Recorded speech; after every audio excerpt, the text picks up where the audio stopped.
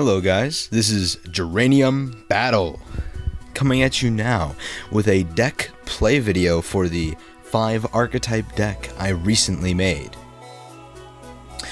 Now, I'm going to start off by making a Pleiades, first turn Pleiades, but I'm going to continue on next turn with probably the worst misplay I could have made.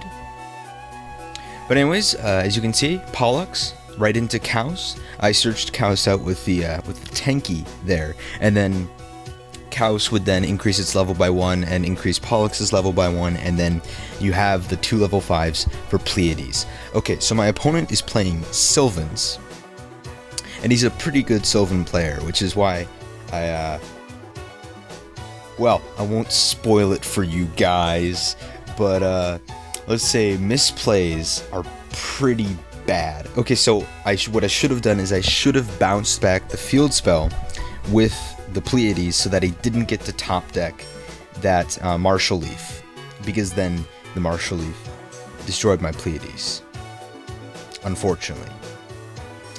And then I don't really have any good plays after that, so I decided to set my Goldo, because if that's going to get destroyed, then at least I get a card. So as you can see, he not only gets a Soul Charge, but he also has Lone Fire Blossom. And then he uses the Soul Charge to special summon 2 Lone Fire Blossoms. And he's going to get out his 3 big Sylvan monsters. So already I'm staring down a field of not quite the best thing to face. And then not only that, but he also has his field, so he's able to stack his deck, and then he's able to use his Hermitries and his Sage Koyas, and he has the draw spell, which he's also going to add back with Sage Koya. So it's definitely not an optimal position. Anyways, I am going to get that destruction effect with Goldo, because he is going to destroy it with Martial Leaf. However, because he does have 2 level 7s, and every single deck that plays level 7s has Draco Sack, he's going to make Draco Sack and destroy my Eagle without actually destroying it by battle, which is what I would have preferred, because then I could get a Pelika and I could at least have some field presence. And now I have a choice. I have the Pelika in my hand, and that would special summon the Goldo, and then I could go into the Freeze, but unfortunately, since he has a Felgrand, it would negate my effect, and I would take lots of damage and probably lose pretty much instantly. So I instead decide to get rid of his Draco Sack by declaring that the Prisma is a Cyber Dragon, and then I can fuse on the field the Cyber Dragon and the Draco Sack, because Draco Sack is a machine. Unfortunately, Felgrand is not a machine, otherwise I would have totally done that. No thoughts, no questions. There was a little bit of a ruling question there, that's why there was a slight cut. Basically, we were deciding whether I would get to fuse with the token or not, and I cannot when it is a contact fusion. I can when it's a polymerization card, but not contact fusion. And once again, Sylvan Charity, stacking his deck, drawing 3 cards, and he's already gone through 9 more cards than me, 10 more cards than me, and he's going to make another rank 7, and he has another Lone Fire. So all in all, it's just not going well, even a little bit.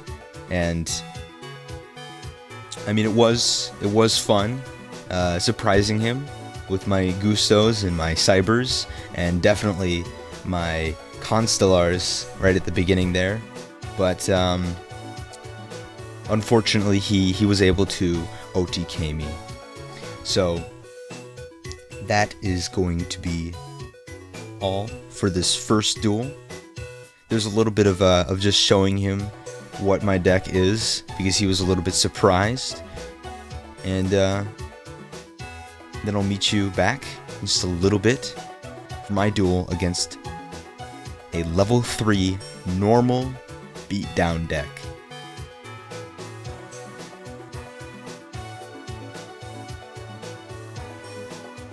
And yes, I did open Pleiades. And yes, I did misplay really hard. Okay, so I'm starting off this next game with another Pleiades. This time I actually have two ways that I could make Pleiades. If he would set a monster, I could go Cyber Dragon, normal summon Chaos, make Chaos level 5, go into Pleiades, or I can just do the normal Pollux Chaos Pleiades.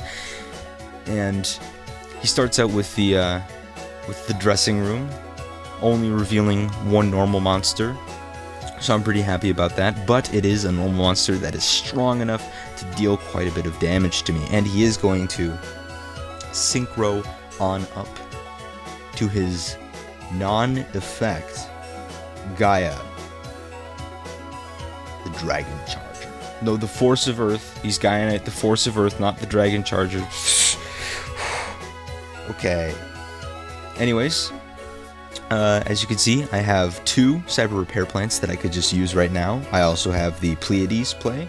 I even have a Prisma so that I could ditch a Cyber Dragon from my deck, but the Prisma wouldn't really do much. I could also set that Eagle just to keep some monsters on the board, but I don't feel like I need to do that because I'm just going to make Pleiades, and Pleiades is too good. It's too good. So I'm going to go with the Cyber Dragon Chaos instead of the Pollux Chaos because reasons. I decided that I didn't need two Cyber Dragons in my hand, and this way, if I draw into a Chaos, I just have an instant Pleiades.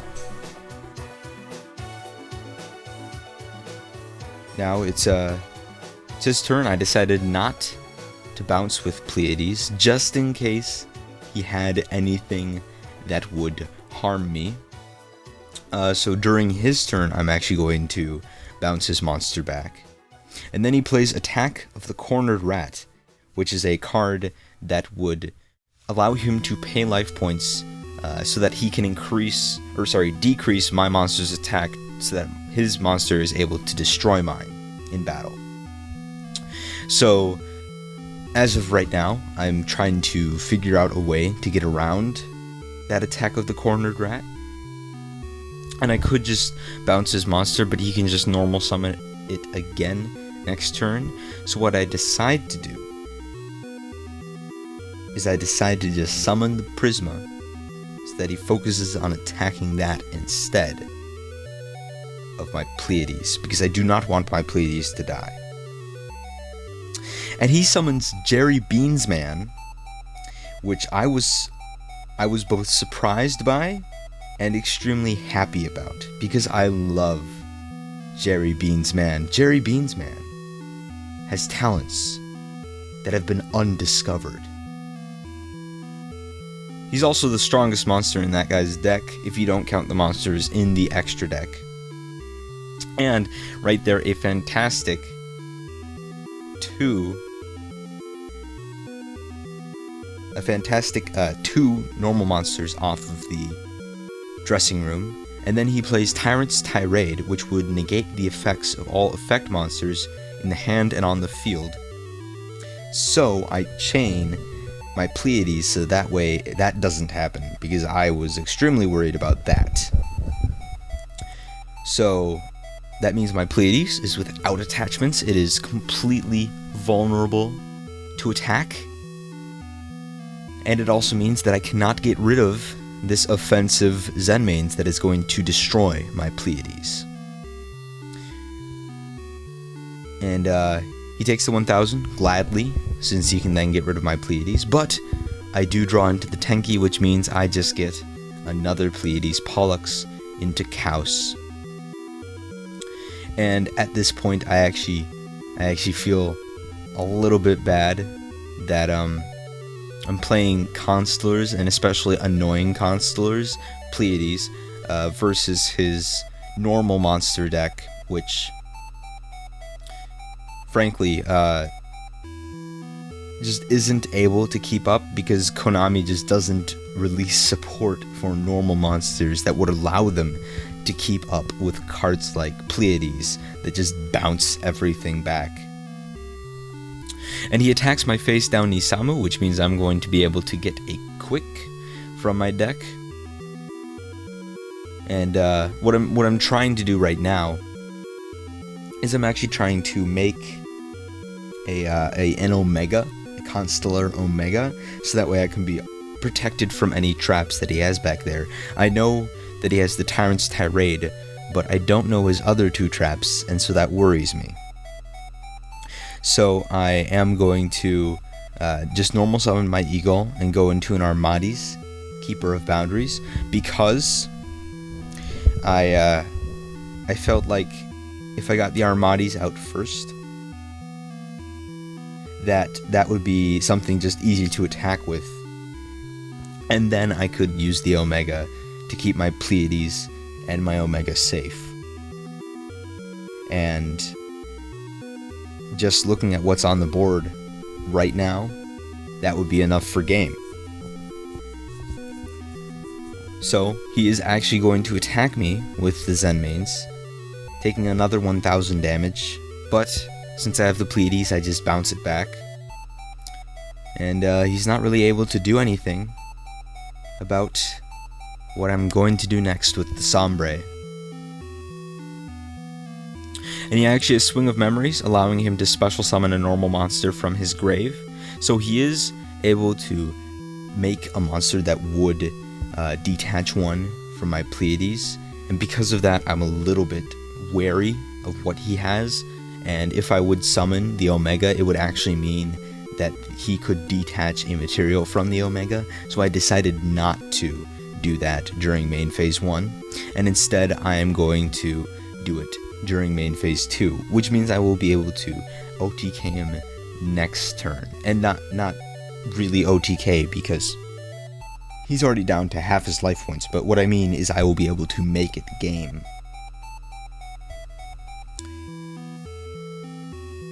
And unfortunately, he just does not have the cards that he needed to avoid getting killed.